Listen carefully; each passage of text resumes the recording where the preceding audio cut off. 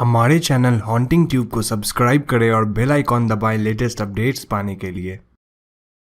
दोस्तों फाइनली आप सभी का इंतज़ार खत्म होता है क्योंकि आज की वीडियो बहुत ही ज़्यादा स्पेशल होने वाली है। जी हाँ दोस्तों, आज मैं बात करने वाला हूँ एक ऐसे टॉपिक पे जो कि बहुत ही कंट्रोवर्शियल है और आप सबको महीनों से इस वीडियो का इंतज़ार था। अब वीडियो का टाइटल देखकर आपने गेस तो कर ही लिया होगा कि ये वीडियो इल्यूमिनाटी के बारे में है, लेकिन इस वीडियो में खास बात यह है कि इसकी 2 पार्ट्स होंगी। पहली पार्ट जिसमें मैं बात करूंगा इल्यूमिनाटी की फुल हिस्ट्री के बारे में और मैं आप सबको बताऊंगा कि आखिर कैसे ये ग्रुप एक्टिव हुआ और कैसे इस ग्रुप की पतन भी हुई। इसके बाद आएगी वीडियो की सेकंड पार्ट जो कि आपको मेरे चैनल पे नहीं बल्कि घोस्ट सीरीज चैनल पे मिलेगी, जहां आपको मॉडर्न डे इल्यूमिनाटी के बारे में जानकारी दी जाएगी। जी हाँ दोस्तों, यह है एक कोलैब वीडियो जो कि हॉन्टिंग ट्यूब और घोस्ट सीरीज के बीच में हुआ है। सेकंड पार्ट की वीडियो का लिंक आपको डिस्क्रिप्शन या फिर कार्ड्स में मिल जाएगा। तो without any further do let's get into the video.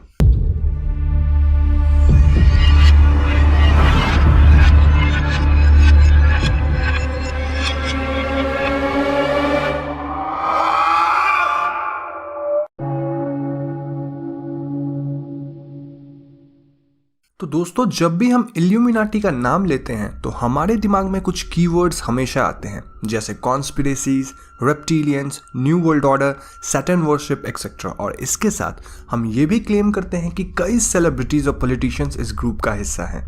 लेकिन इन क्लेम्स में से कितनी बातें सच हैं ये तो बहुत ही कम लोग जानते हैं, क्योंकि इन छुपे हुए राज को जानने के लिए हमें इल्यूमिनाटी को ढंग से समझना होगा। इसलिए मैं आपको ले चलता हूं सन 1776 में, जब बावेरियन इल्यूमिनाटी नामक एक सोसाइटी का एडम वेशॉप्ट द्वारा गठन किया गया था। जी हाँ, ये एक सीक्रेट सोसाइटी थी और एडम एक जर्मन लॉ प्रोफेसर थे जिन्हें एनलाइटमेंट की आइडियाज़ में काफ़ी भरोसा था। अगर हम इल्यूमिनाटी शब्द की ब्रेक डाउन करें तो ये बना है इल्यूमिनेट शब्द से, जिसका हिंदी में मतलब होता है स्पष्ट करना। तो इल्यूमिनाटी के मेंबर्स अपने आप को एक ऐसी इलाइट ग्रुप मानते थे जिन्हें लोगों के सामने कुछ आइडियोलॉजीज की स्पष्टीकरण करनी थी। तो इस ग्रुप के फाउंडर एडम ने अपने आइडियाज़ को उस समय के कुछ बहुत ही अमीर और जाने माने लोगों के साथ शेयर किया ताकि वो लोग मिलकर एक एलिट ग्रुप बना सके। अब दोस्तों एडम का आइडिया हमारे समाज से अंधविश्वास को हटाने का था, क्योंकि उन दिनों लोग कुछ भी अजीब चीज़ों को मानने लगे थे। लेकिन एडम ने जिन बड़े लोगों के साथ हाथ मिलाया था उनका इरादा नेक नहीं था। वो लोग इन अंधविश्वासों को हटाकर एक अपनी ही न्यू वर्ल्ड ऑर्डर लाना चाहते थे, जहां वो अपनी पावर से दुनिया के सभी लोगों को कंट्रोल कर सके। अब कुछ 10 लोग मिलकर तो पूरी दुनिया को कंट्रोल नहीं कर सकते हैं, इसीलिए इस ग्रुप ने सीक्रेटली दुनिया के कई पावरफुल लोगों को अपनी सोसाइटी में शामिल करना शुरू कर दिया। कुछ लोग खुद ब खुद इस ग्रुप को ज्वाइन करने के लिए राजी हो गए और कुछ लोगों को ब्लैकमेल करके इस सोसाइटी में जबरदस्ती ज्वाइन करवाया गया। दोस्तों आप ये बात जानकर हैरान हो जाएंगे कि उन दिनों इस सोसाइटी को प्रीस्ट्स ने भी ज्वाइन करा था, जिनके पास बहुत ही ज़्यादा पॉलिटिकल पावर्स होती थी। उनका इरादा बिल्कुल भी नेक नहीं था, क्योंकि ज्वाइन करते ही उन्होंने इस ग्रुप के फाउंडर एडम को ही यहाँ से बहिष्कृत किया और फिर दौर शुरू हुआ न्यू वर्ल्ड ऑर्डर का। एडम के जाते ही इस ग्रुप को ज्वाइन करने की क्राइटेरिया बिल्कुल चेंज कर दी गई, जहां इस ग्रुप को सिर्फ वही लोग ज्वाइन कर सकते थे जो या तो बहुत अमीर हो या फिर उनकी पहुंच काफ़ी ऊपर तक हो। फिर क्या था, हमें इस ग्रुप्स में कई पॉलिटिशियंस, बैंकर्स, डॉक्टर्स, किंग्स और ऐसे जाने माने लोग दिखने लगे जिनके एक इशारे पे लाखों लोग इन्फ्लुएंस हो सकते थे। अब यहीं से शुरुआत हुई न्यू वर्ल्ड ऑर्डर की। अब दोस्तों मैं यहाँ किसी का नाम नहीं लेना चाहूँगा, क्योंकि मेरा ऐसा करते ही इस वीडियो को यूट्यूब से हटा दिया जाएगा। लेकिन मैं आपको इतना बता सकता हूँ कि कुछ बहुत ही फेमस फैमिलीज़ ने भी इस ग्रुप को ज्वाइन किया था, जो कि आज की डेट में भी वर्ल्ड इकोनॉमी को अपने बाएं हाथ से कंट्रोल करते हैं। तो धीरे धीरे ये ग्रुप स्ट्रांग होता गया और इनका पहला टारगेट था मोनार्की को ख़त्म करना। इन पावरफुल लोगों ने मिलकर कई जगह के राजाओं को उनकी गद्दी से हटाया और वहाँ के सारे सिस्टम पे अपना कंट्रोल बना लिया।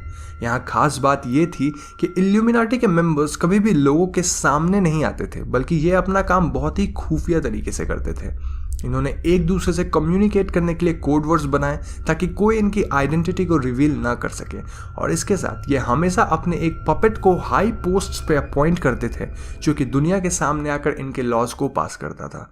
ये लोग वर्ल्ड इकोनॉमी को कंट्रोल करने लगे और इनकी पावर्स दिन ब दिन बढ़ती जा रही थी। लेकिन वो कहते हैं ना, आप कोई भी काम जब पहली बार करते हो तो आपसे कोई ना कोई गलती ज़रूर हो जाती है, और ठीक ऐसा ही कुछ इस ग्रुप के साथ भी हुआ।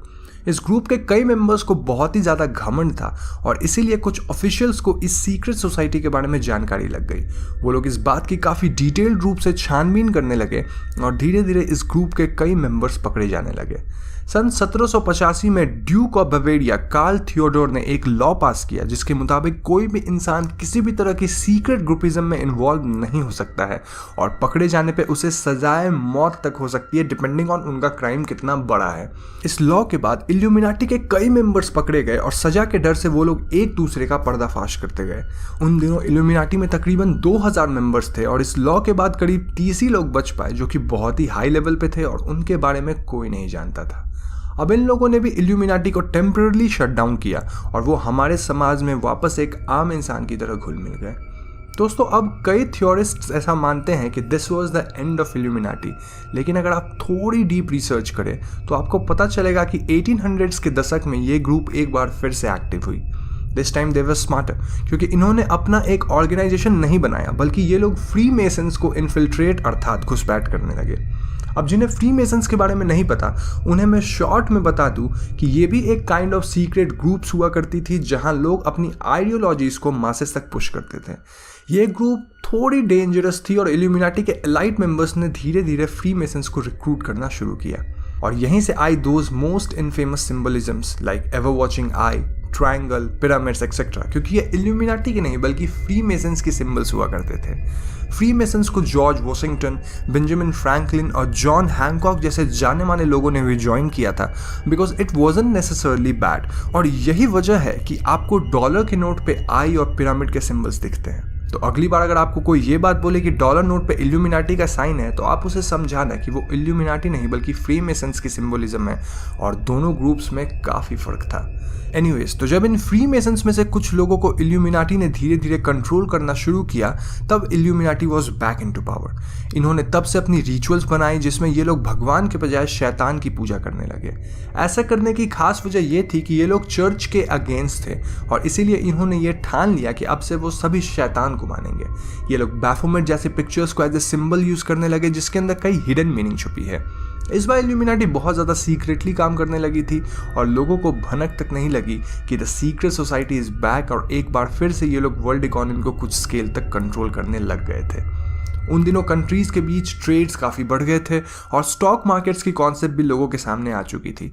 इल्यूमिनाटी के elite members in stock markets को कंट्रोल करते थे और दो देशों की लड़ाई के वक्त इनको हमेशा सबसे ज़्यादा फायदा होता था क्योंकि इनको सब बात सबसे पहले पता लगती थी और इस बातों के बुनियाद पे ये लोग सट्टा खेलते थे।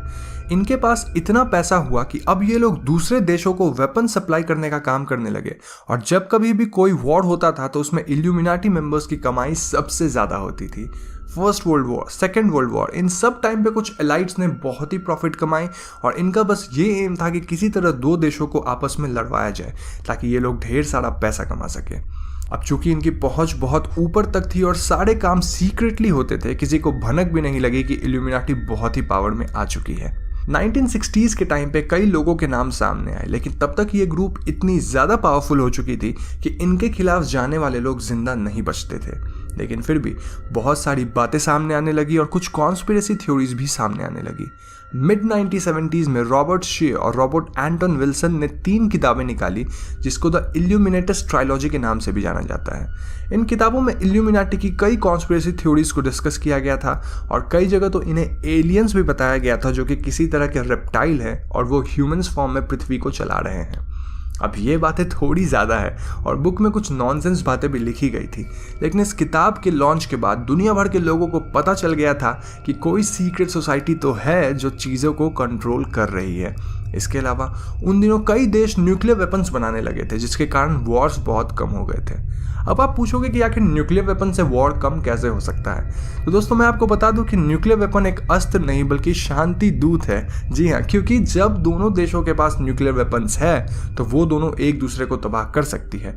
तो नक्शे से नामो निशान मिटने से अच्छा तो है कि लोग कोल्ड वॉर ही करें और किसी एक डिसीजन पे आ जाए, बिकॉज नो वन वांट्स कि उनका पूरा देश तबाह हो जाए। तो अब वॉर्स की कमी की वजह से इल्यूमिनाटी को लॉस होने लगा था और दूसरी तरफ दुनिया के लोग भी इस सीक्रेट ग्रुप्स के बारे में जानने लगे थे। हालांकि इन्होंने काफ़ी कोशिश करी कि बुक्स का मजाक उड़ाया जाए ताकि लोगों को ऐसा लगे कि ये सब फालतू बात है, बट स्टिल लोग कहीं ना कहीं बिलीव करने लगे थे कि सीक्रेट ग्रुप्स है। लेकिन तभी इस ग्रुप ने एक मास्टर स्ट्रोक खेला। जी हाँ दोस्तों, इन्होंने वापस से सेलिब्रिटीज़ और कई पावरफुल लोगों को अपनी सोसाइटी का हिस्सा बनाना शुरू किया जिससे वो उनके इन्फ्लुएंस से अपने प्रोडक्ट्स को बेच सके। अब अगर आप कंफ्यूज हो रहे हैं तो मैं आपके लिए इस बात को सिंप्लीफाई करता हूँ। वॉर्स के ख़त्म होने से इनका लॉस हुआ था, लेकिन अब ज़माना टेक्नोलॉजी और फैशन का आ गया था। इल्यूमिनाटी बड़े बड़े सेलिब्रिटीज़ को इसलिए अपने ग्रुप में शामिल करने लगे ताकि उनके इन्फ्लुएंस से ये ग्रुप अपनी नई प्रोडक्ट्स को बेच सके, जो कि अब वेपन्स नहीं बल्कि कूल टेक गैजेट्स और फैशन प्रोडक्ट्स होने लग गई थी। देखते देखते हमारी सोसाइटी एक कंज्यूमर सेंट्रिक सोसाइटी में कन्वर्ट हो गई, जहां लोगों को बस नई कूल चीज़ें चाहिए थी। लोग सेलिब्रिटीज़ को कुछ खास कपड़े या गैजेट्स का इस्तेमाल करते हुए देखते थे और उन्हें भी वही चीज़ें चाहिए होती थी। चारों तरफ एड्स, बैनर्स, कॉस्मेटिक्स, गैजेट्स और ना जाने कई ऐसे प्रोडक्ट्स आने लगे जिन कंपनियों के बड़े बड़े इन्वेस्टर्स और कोई नहीं बल्कि इल्यूमिनाटी के एलाइट्स ही थे। इन चीज़ों को दे लिव मूवी में भी डिपिक्ट किया गया है, जहाँ बेसिकली हमें ये बताया गया है कि कैसे बड़ी बड़ी कंपनीज हमारे हार्ड अर्न मनी को हमसे छीन लेती है क्योंकि हमें उनका एक फ्लैशी प्रोडक्ट चाहिए होता है जिसकी शायद हमें ज़रूरत भी नहीं है। आपने सुना तो होगा ही, लोगों ने किडनी बेच दी आईफोन खरीदने के लिए। तो अब मैं ये नहीं कह रहा कि iPhone is link to Illuminati, I am just giving an example कि कैसे हमारी सोसाइटी एक कंज्यूमर सेंट्रिक सोसाइटी बन चुकी है। तो प्रोडक्ट्स बढ़ती गई, एड्स बढ़ते गए और ठीक उसी रफ्तार से इल्यूमिनाटी ने लोगों को हायर किया ताकि वो लोग हमें इन्फ्लुएंस करके हमसे प्रोडक्ट्स खरीदवा सके। दोस्तों, उनका फंडा बिल्कुल सिंपल है, लोगों को जॉब दो जिसमें उनके सोचने की शक्ति कम हो जाए और वो कॉरपोरेट के गुलाम बन जाए। फिर उन्हें सैलरी दो और उनके ही सैलरी से उनके द्वारा ही कुछ ऐसी प्रोडक्ट्स खरीदवाओ जिससे उनका सैलरी वाला पैसा वापस इन एलाइट्स के पास आ जाए। लोग बिजी रहेंगे, खाएंगे पिएंगे और एक लॉयल कस्टमर की तरह कई प्रोडक्ट्स को खरीदेंगे। And this is how their life will end. जबकि दूसरी तरफ these elites will become richer every single day because they are those big investors. अब मैं ऐसा नहीं कह रहा कि सारी कंपनीज में इनका स्टेक्स है, जी नहीं, लेकिन मॉडर्न डे सोसाइटी को कंज्यूमर सेंट्रिक बनाने में इनका बहुत ही बड़ा हाथ है। एंड आई हैव टू से कि वो बहुत हद तक सक्सेसफुल भी हो गए हैं। दोस्तों, मैंने इस वीडियो में किसी भी इंडिविजुअल का नाम नहीं लिया है क्योंकि आई एम श्योर कि आज से पहले आपको इतनी डिटेल में किसी ने भी इल्यूमिनाटी के बारे में जानकारी नहीं दी होगी और आज के मॉडर्न डे में मेरे जैसे छोटे इंसान को दबाना बहुत ही आसान है। So for my own safety मैं किसी का भी नाम नहीं लूँगा, ऑल्दो मुझे इस टॉपिक पर और भी कई डिटेल्स और नेम्स भी पता है। अब जब हम मॉडर्न डे इल्यूमिनाटी की बात कर रहे हैं तो इस टॉपिक को डिटेल में समझाने की जिम्मेदारी मैं अपने दोस्त अभिषेक को देना चाहूँगा, जिनके चैनल का नाम है घोस्ट सीरीज़। जी हाँ दोस्तों, इल्यूमिनाटी वीडियो की पार्ट 2 आपको घोस्ट सीरीज चैनल पे मिलेगी और उस वीडियो का लिंक आपको कार्ड्स, डिस्क्रिप्शन और एंड स्क्रीन में मिल जाएगा। तो वेट मत करिए, जल्दी से जाइए और इल्यूमिनाटी की पार्ट 2 वाली वीडियो को ज़रूर देख लीजिए।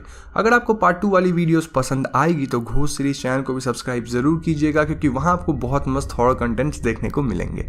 अब दोस्तों, मुझे इस वीडियो की रिसर्च में कई हफ्ते लगे ताकि मैं आप तक कुछ ऐसी इन्फॉर्मेशन पहुँचा सकूँ जिससे आपको आज तक किसी ने नहीं बताई होगी।